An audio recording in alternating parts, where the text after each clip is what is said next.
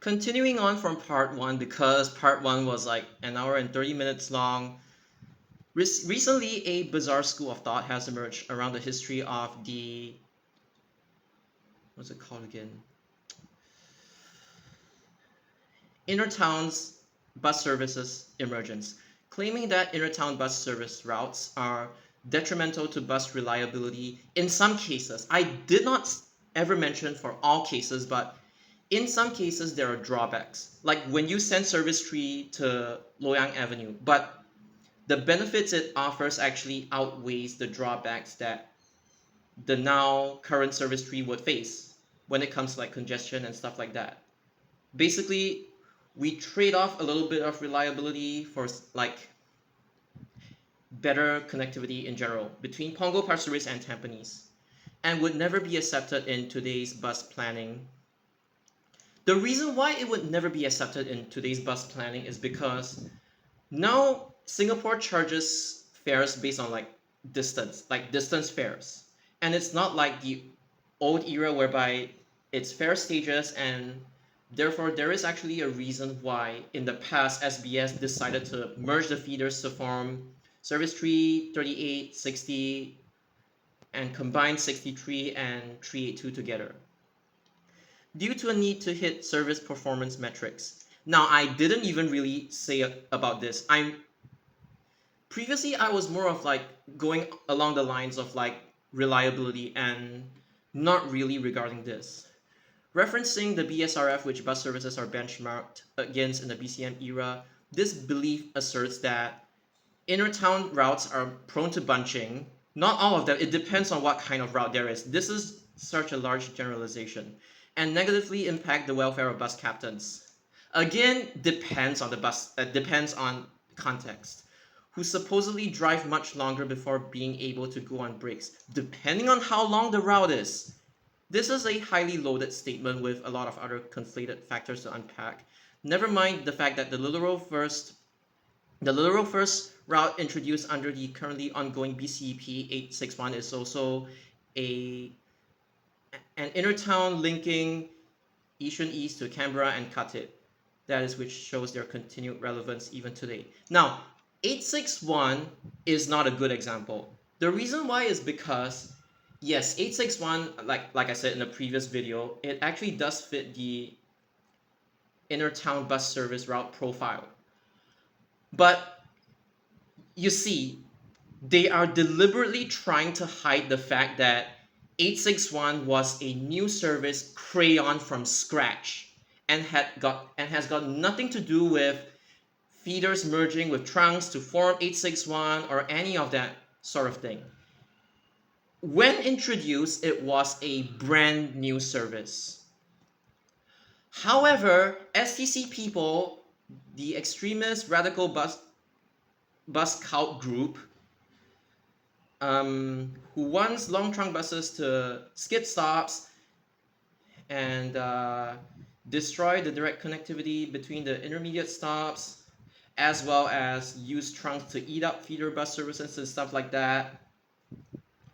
See, 861 is a new route, but STC messes up current routes, whether trunk or feeder, in order to achieve their own goals, instead of introducing completely new routes. So this isn't even a good example.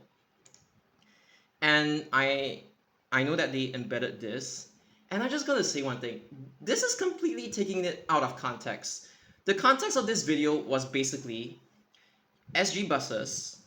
Like SG buses basically, he sent me an email and gave me some new insights and some video suggestions that I could possibly unpack and talk about. And he gave me something that I was initially, like at that point in time, kind of unfamiliar with, basically regards to like the fare stage rigging in order to ensure that the 3.2 kilometers fare cap still remains relevant even when the feeder services get integrated to form a trunk service or an intertown route, whichever you want to call it. So it included the, I think, LTA's distance fares video in 2010, if I'm not mistaken. And he also basically offered me some new insights as to why this was done in the past and why it was never done now. So this video, in essence, it was just a pretty much raw reaction. Okay, so it's like, unlike most YouTubers that they actually take the time and effort to script their videos and do everything well, for me it's different. For me, I don't hide anything. If I am inexperienced about the topic, like when I actually stumble in my explanations, every single thing would be captured in my videos. And the only time I actually pause my videos, it's basically to catch a breath or to recollect my thoughts. Get back my train of thought or think for a little while on like how I should phrase certain things before I continue or stuff like that. Like for example, right now, I'm pausing. Okay, so now I am resuming. So basically, I am pretty much like unfiltered, and if I make any mistake, it would get captured anyway, and I just leave it in because I do not want to edit. I do not want to show other people a fake version of myself. I want people to see my real self behind a screen, basically, if you get what I mean. Because I believe in full transparency, unless I have to hide something in order to protect myself, like my passwords, for example. But the thing is, again, like I'm unfiltered. I don't like edit my videos or anything. In fact, 99.9% of the time, I just don't script my videos at all. Whatever I think, I just say it out like, そのままに言うっていうこと。So I just want to bring out the most natural version of myself, bring out all my natural thoughts, and show you guys that I can actually think on the spot without ever needing a script. And this just happens to be one of those videos. Like, I just go in blind, I react blind, like literally blind without much contextual info other than the ones that SG Buses himself actually provided me, which again explains why this video is bad. Why is it bad? It is a live reaction, pretty much, and it is me learning an unfamiliar concept live whilst trying to explain at the same time without a script. I don't have anything to hide. I am just saying the objective reasoning behind why this particular video that they've embedded is bad. Now, I do understand why they chose this video. It is intentionally to make me look bad, and I don't care. I've said my part of the story, and that's pretty much it. But I will give you guys some background information that this individual, the one who wrote this blog, is from JC. Now, I am also from JC. So whenever he tries to say something stupid or tries to send LTA his stupid bus route suggestion, like bus route amendment suggestions, or like the feeder integration or Rabbit bus bullshit, that is where I basically step in because I know how to deal with this archetype of like book smart nerd scholar who loves what scholar wannabe who loves to use words to get your points across as opposed to myself using words and diagrams, me just yapping in front of a laptop recording a computer screen, a laptop screen. In the online space, this individual has known to be really, really attention seeking, egotistical. I mean, nobody has like zero ego, let's be real, but this guy is very egotistical and he just has a lot of pride. And whether you like me or hate me as in myself, you have to admit that objectively, this individual has been seen infiltrating, like basically gate crashing Discord servers, Reddit, NUS and NTU Telegram groups, and then taking over the conversation. Like basically, the entire conversation becomes centered around them. And basically, they make use of these opportunities to push their crappy ideologies when it comes to like bus route planning. And the thing is, they tried to do this to TIB1234T's server, trying to tell a literal Tamanjurong commuter how to commute within his own town that he has been living in ever since the day he was born. And then he also gate crashed some of my other friends' servers to spread their radical extremist ideologies. And when you don't think along the lines of their ideas, you do not adhere to their guiding principles when it comes to designing bus routes. They would try to like lecture you in terms of words, like literal JC essay style. And when you actually say, okay, cut it out, stop, this is enough, I will nicely explain to you the reasoning, and then even when you nicely explain to them, they they don't relent. They keep pushing and pushing and pushing until basically the bystanders all reach a breaking point, and then they all explode on him. And when this individual doesn't get what he wants, he will basically start throwing temper tantrums elsewhere. And when given mod privileges in other servers, sometimes he has been known to abuse it as well, especially against people who don't agree with his ideas. And it's not like this guy is just minding his own business, doing his own fantasy map or anything. No, nobody is asking for his input. This guy is basically just popping out of nowhere, dumping all of his radical ideas, and then saying, hey, we want to send this to LTA. What do you guys think of it? But in reality, they just want to get people to rally behind them and agree with them as opposed to actually taking good advice from people. And obviously, when you go against them, I mean, this individual in particular, the leader, he just crashes out and he just behaves like a little brat. He throws a temper tantrum and stuff like that. You get what I mean? And I'm saying this because other people have also experienced the same thing as I've experienced. If it's just like his own project and he's just being a really pushy, I'm like, okay, it's still his imaginary project. But I have to step in when this guy actually wants to send his crappy ideas to LTA and basically make the entire Singapore bus community look bad because they send their crappy ideas to LTA. And then LTA will probably have an impression that, oh, bus enthusiasts are like that, we have no hope in them, we don't want to hire them, or stuff like that. It's not going to look good for the rest of you guys. Not me, but you guys. The Singapore bus community in general. So I will do everything in my power to make sure that doesn't happen. Because I know that people from LTA or the public transport operators, SBS, SMRT, etc., some of them actually watch my videos. So I'm using this space to act proactively warn them before the disaster actually strikes, so that they can be aware of who exactly this cult group is and who exactly they are trying to brainwash. I mean, because they couldn't brainwash normal bus enthusiasts, right? They try to brainwash like young adults, university students, non-bus enthusiasts to agree with what they are saying, like in this blog, for example. So basically, this is just them embedding one of my videos, one of my objectively worst videos, out of context because this is a live reaction. This is not really about me teaching people stuff. It's just more of like a live reaction. I don't say these things out, but you guys could tell which ones of my videos are actually better and which ones are crap.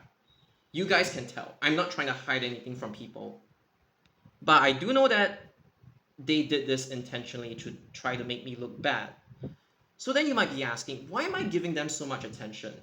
Knowing that they are just attention seekers who want to make anybody who goes against them look bad.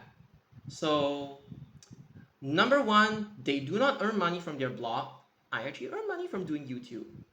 It's not a lot, but it's still better than nothing. And obviously, I'm not allowed to disclose my income like so publicly. I could hint a little bit, but I cannot just like outright say how much I'm making, blah, blah, blah. Like so outright, if you get what I mean. I could just give a random estimate and that's pretty much it. I would just say Singapore dollars, right? It's 3 digits. That's all you need to know because I'm not able to like say anything more without infringing this and that. That's one thing. Number two, the more they try to make me look bad, the more I actually have leverage against them because I am older than them, I have more experience than them. I have liked buses ever since I was 4 or 5. I have been memorizing bus guides and street directories ever since I was 4 or 5 years old, and I'm not kidding. My memory tends to get a little bit rusty because I have like so many bus routes memorized in my head. Minus like the Jurong Industrial Services or some of the obscure services from like the 70s and 80s, but yeah. But basically, I store a lot of routes in my head and I can recall them instantly. And obviously, when I was starting out, I wasn't the best, but over time, I have come to realize what the different routes are supposed to do, like their different purposes.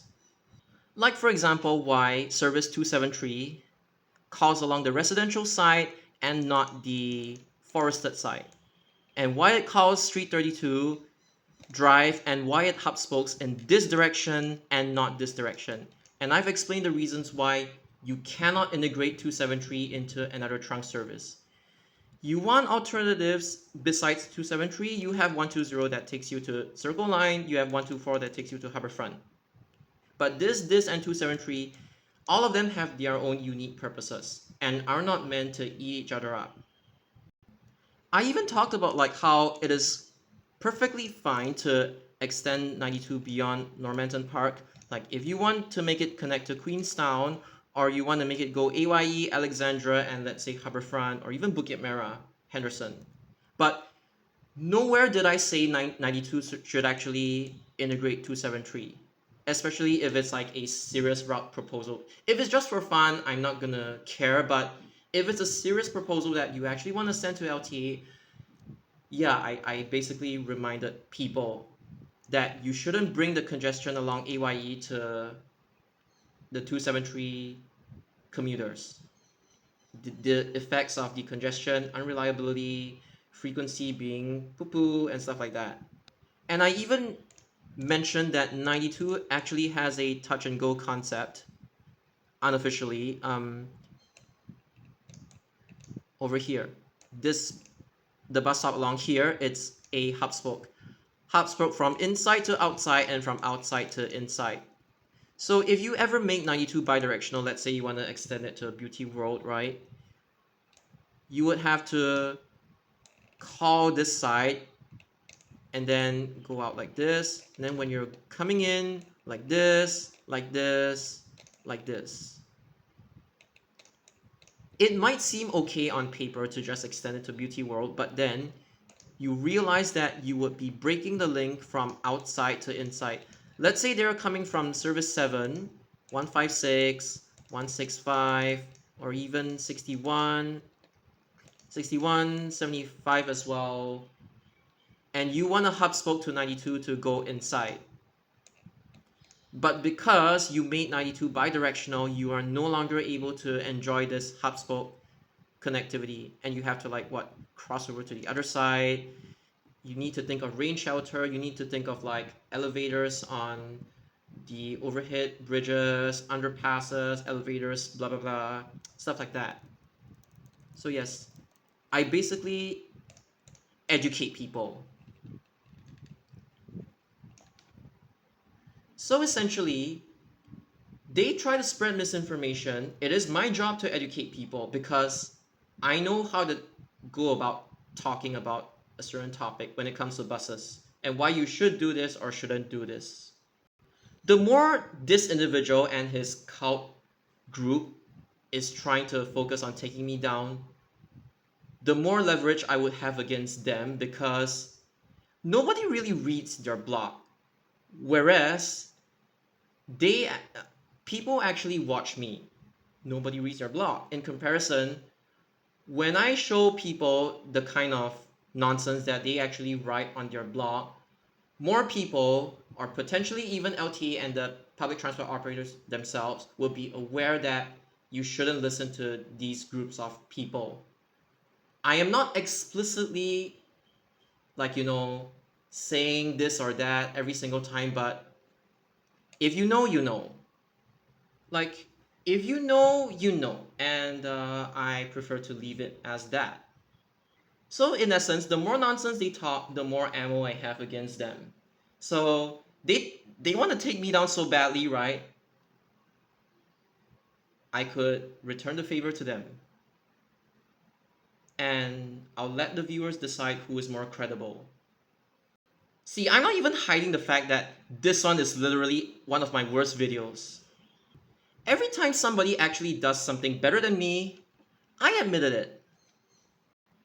And I am actually happy for them. I'm happy that people are actually learning the old bus routes in detail so that they could have an understanding of how the routes actually changed over time and deduce their individual purposes. And if you realized, they said, I wouldn't want to give such ludicrous beliefs further airtime, but it makes for some great entertainment. Number one, okay, this one, it's literally just a live reaction video, and it's not even a video targeting them or anything. If they get offended by this, it's their own problem. The thing is, for the past an hour and 30 minutes plus the around 21 minutes now, like right now, I am actually unpacking like every single one of their sentences. Okay, minus some of them, which I feel are just unnecessary regurgitation and just filler stuff just to make their essay sound more coherent, but when it's actually not that coherent in the first place. See, I actually explain in detail why this is bad or this is good, but then they just put this statement here, which is like either they're lazy or they don't even bother to listen to what people are actually telling them. Not this video per se, but like in other videos. The more videos I make, the more people become aware that there is indeed a group of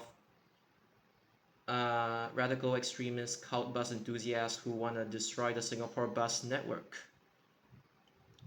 In a similar vein to those in the past who claimed long bus routes were inherently unreliable, this same argument falls victim to the same fallacy of assuming reliability independent of infrastructure available on the ground. Intertown routes, but by virtue of going through more traffic lights and smaller neighborhood roads, are indeed at a disadvantage in terms of reliability, assuming existing Singapore conditions. At the very least, they actually admitted it. Where a lack of measures, but here's the thing, they are so like idealistic when it comes to like the bus priority. They think like that, like, oh, you have bus priority and every single land transport problem would be solved instantly. This is their problem. I already talked about that. I don't really want to get too deep into it because it's just anti-car nonsense. Trunk bus services or feeders, as they so claim, are not any less prone to the same elements of uncertainty that intertown routes face on route. Again, long or short, it depends on the context. And they just generalized everything. They didn't even specify it properly, which are factors entirely unrelated to the route profile. What? Like,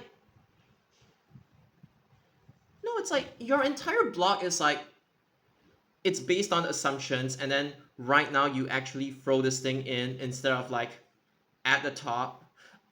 Okay, the thing is that like they do have like some understanding when it comes to like, okay, it's context based, right? But then again, it doesn't change the fact that they literally generalize a lot of stuff in this blog post. Blah blah blah blah blah blah blah blah blah blah.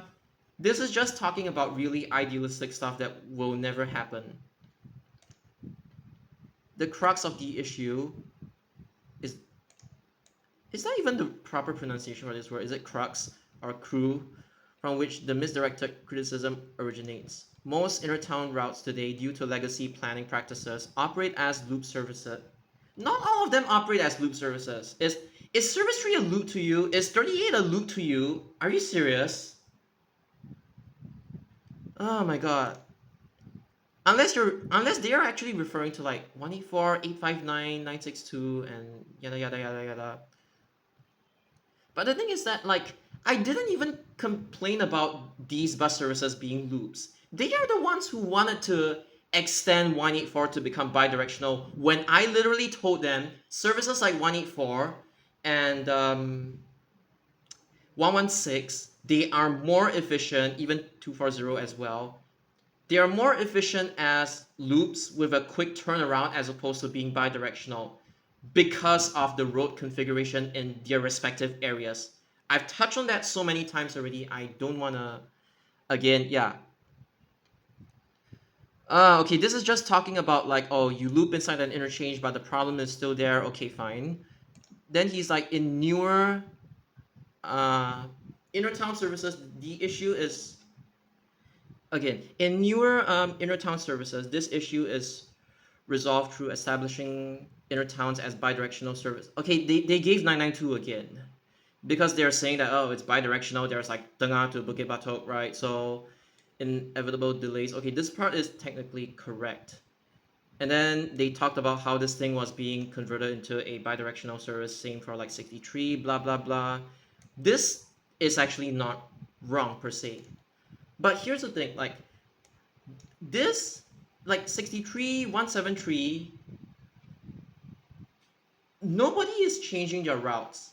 The only thing about 992 is that, okay, I already talked about it in the previous part of the video where I actually mentioned that the 944 to 992 conversion did have some controversy, and that's pretty much it. But they're just taking one example just to basically make sweeping statements that, like, oh, inner town routes are good. Like, I never said inner town routes are bad.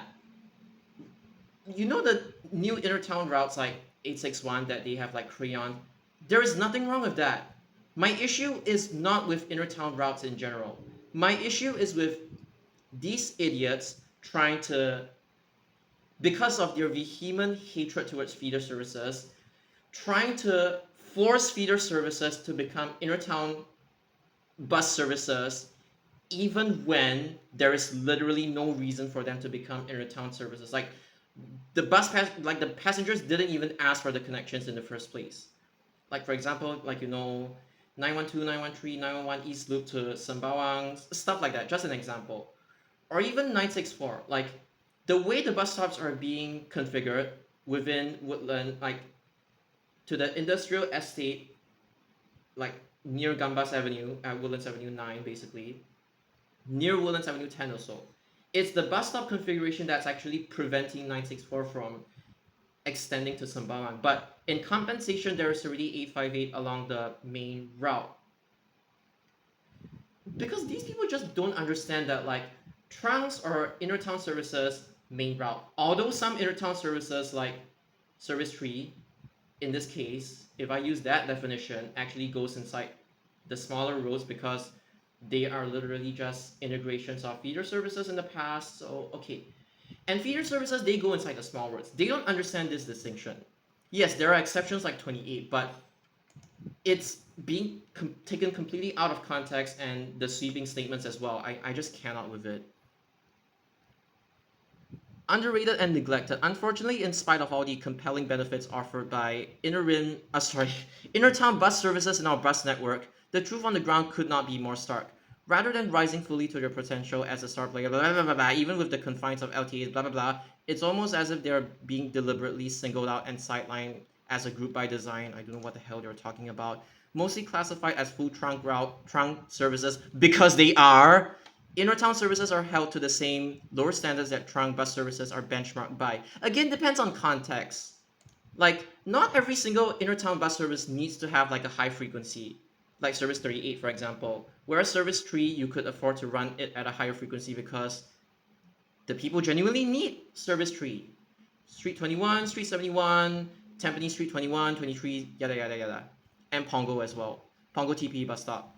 Pongo View, Pongo View, Pongo East, Pongo Central. Despite their critical roles in ensuring last mile connectivity for large numbers of people who live, work, and play in the community, blah blah blah blah blah. Despite moving volumes of passengers equivalent to most inner town bus services operate infrequently by last mile transit standards and are also accorded last priority by bus operators. Depends on context. This is just a general sweeping statement.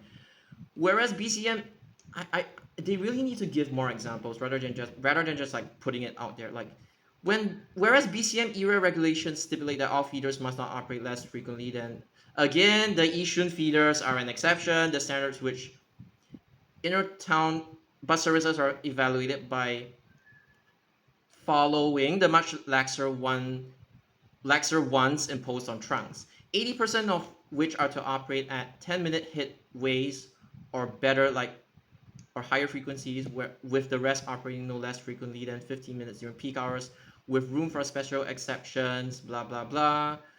By current metrics, almost all inner town services operate at acceptable quality, despite arriving almost twice as infrequently as their feeder counterparts. I don't even want to get into this.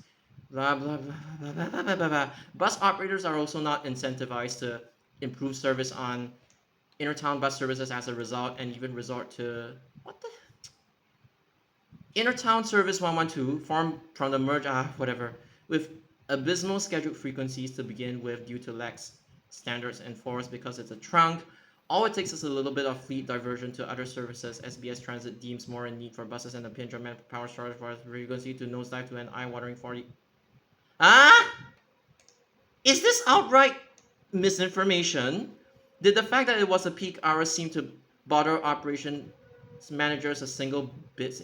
It's probably a drop duty or anything. There's no way it can run up to like 40 minutes. Stuck in limbo.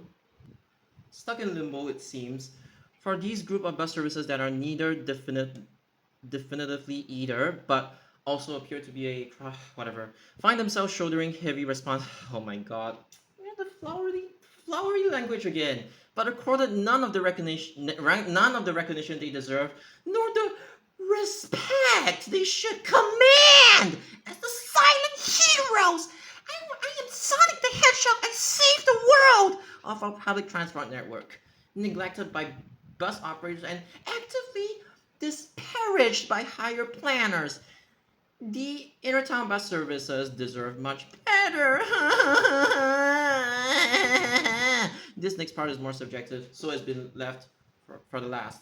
As a personal observation, it seems like a couple of exceptions.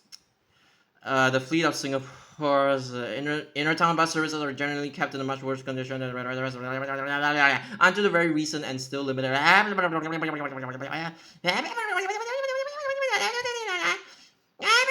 There is a well understood need to keep buses in good condition for long haul rides, as is the case for flooding long trunks with buses selected for good performance and comfort. Less acknowledges the need to maintain a similar decent quality ride.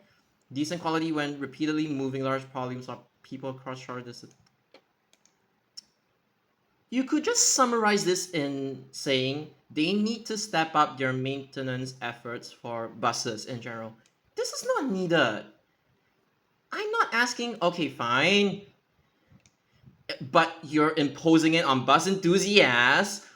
Although it would be really nice to do the very hazy boundaries, distinguishing it from both traditional track and feeder route profiles.